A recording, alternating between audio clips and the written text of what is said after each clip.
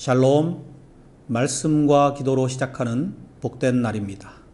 오늘까지 전 세계적으로 코로나로 죽은 사망자가 500만 명이 넘었다고 합니다. 곧 끝날 줄 알았는데 우리 인간들의 교만을 비웃기라도 하듯이 오미크론 바이러스라고 하는 새로운 또 변종이 등장을 해서 전 세계를 긴장시키고 있습니다. 상황이 이러다 보니까 그러잖아도 세상이 말세다, 종말이다 많은 이야기들이 있어 왔는데 더욱 체감적으로 하나님의 때가 가까웠다라는, 개인적으로나 우주적으로나 우리가 종말의 때를 잘 준비하는 자세로 이 시기를 잘 보내야겠다는 생각이 듭니다. 그래서 저는 오늘 요한계시록 말씀을 한번 살펴보려고 합니다. 성경의 제일 마지막 부분인 요한계시록에는 소아시아의 7교회를 향한 사도 요한을 통해서 주신 하나님의 말씀이 나옵니다. 이것은 오늘날 우리 교회들에게도 역시 해당하는 하나님의 말씀인 것입니다. 오늘 본문 2장 7절에도 귀 있는 자는 성령이 교회들에게 하시는 말씀을 들을지어다 라고 말씀하고 있습니다. 먼저 이 요한계시록에 등장하는 소아시아의 7교회에 대한 하나님의 메시지는 항상 내가 안다라는 말씀으로 시작을 하고 있습니다. 하나님께서는 모든 것을 다 아시는 전지전능하신 분이시라는 것을 믿습니다. 이것은 우리에게 경각심을 불러일으키죠. 우리는 매사에 하나님을 의식함으로써 우리의 언행이나 생각을 바르게 해야 할 것입니다. 또 이것은 우리에게 큰 위로가 되기도 합니다. 항상 우리를 애정을 가지고 관심 있게 지켜보고 계시다라는 사실이 우리에게 힘과 또 위로가 되는 것이지요. 그럼 하나님께서 에베소 교회에 어떤 모습을 아신다고 했는지를 먼저 한번 살펴보겠습니다. 2절과 3절을 통해서 분석을 해보면 첫 번째로 내 행위를 안다고 하셨습니다. 두 번째로 내 수고를 안다. 세 번째, 내 인내를 안다. 네 번째, 악한 자들을 용납하지 않은 것을 안다. 다섯 번째, 거짓 선지자들을 드러낸 것을 안다. 여섯 번째, 참고 견딘 것을 안다. 일곱 번째, 게으르지 않은 것을 안다. 이렇게 에베소 교회의 모습은 아주 모범적이고 좋은 모습이었습니다. 이 에베소라고 하는 도시는 소아시아의 수도로서 우상숭배 중심지였습니다. 저 유명한 고대 7대 불가사의 중에 하나인 여신 아르테미스 신전이 오늘날까지도 관광객들을 매료시키고 있습니다. 120년 동안이나 지었다고 하는데요. 이렇게 우상을 섬기는 환경이다 보니까 그리스도인들은 상당히 박해를 많이 당했습니다. 경제적으로도 어렵고 폭행을 당하기도 하고 추방되기도 하는 등 참 어려운 가운데서도 그리스도에 대한 그들의 믿음을 인내 가운데 잘 지켜내는 훌륭한 모습을 보여주었던 것입니다. 또한 진리를 지키기 위해서 이단들을 분별해내는 모습도 있었습니다. 자칭 사도라 하는 자들, 니골라당의 행위를 미워하였다고 말씀합니다. 그런데 문제가 있었습니다. 우리의 시선으로는 별로 문제가 없는 좋은 교회 같아 보이지만 우리의 심령 속까지 꿰뚫어 보시는 하나님 앞에서는 숨길 수 없는 죄악과 실수들이 보였던 것입니다. 4절 말씀 읽겠습니다. 너를 책망할 것이 있나니 너의 처음 사랑을 버렸느니라. 처음 사랑을 버린 것이 책망의 원인이었습니다. 그렇다면 이 처음 사랑이라는 것이 무엇일까요? 첫 번째로는 하나님에 대한 사랑이 식어졌다라는 것입니다. 우리가 하나님에 대한 사랑이라는 본질은 잃어버리고 예배나 봉사나 어떤 형식들만 남게 되면 점차 생명력은 상실되고 화석 같은 그런 외식적인 신앙생활이 될 수 있는 것입니다.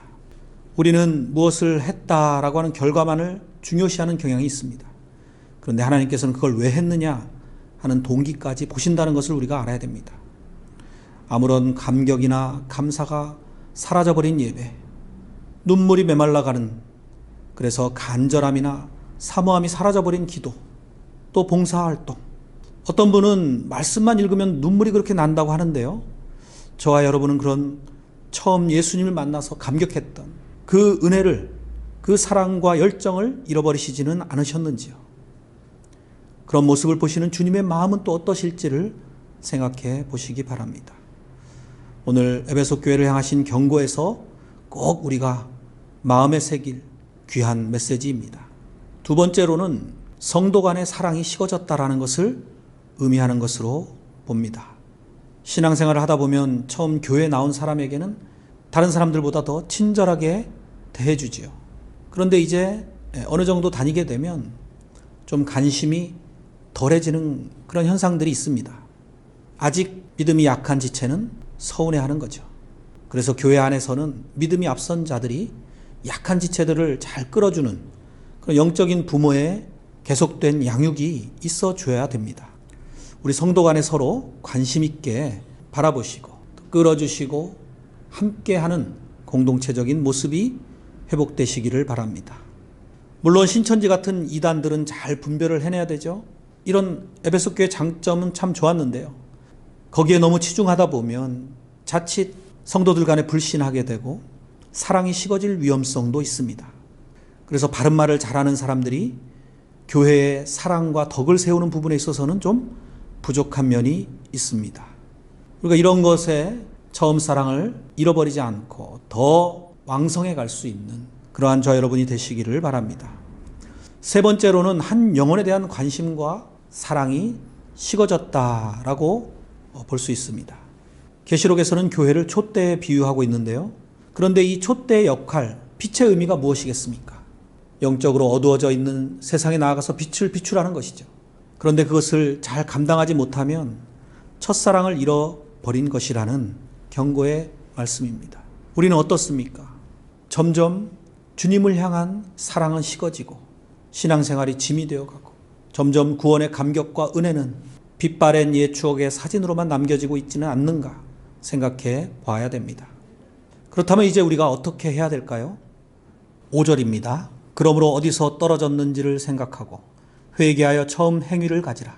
이 회개라는 것은 마음의 방향을 바꾸는 것이라는 원어적 의미가 있습니다. 단순히 죄를 고백하고 안타까워하고 애통하는 것만을 의미하지는 않습니다.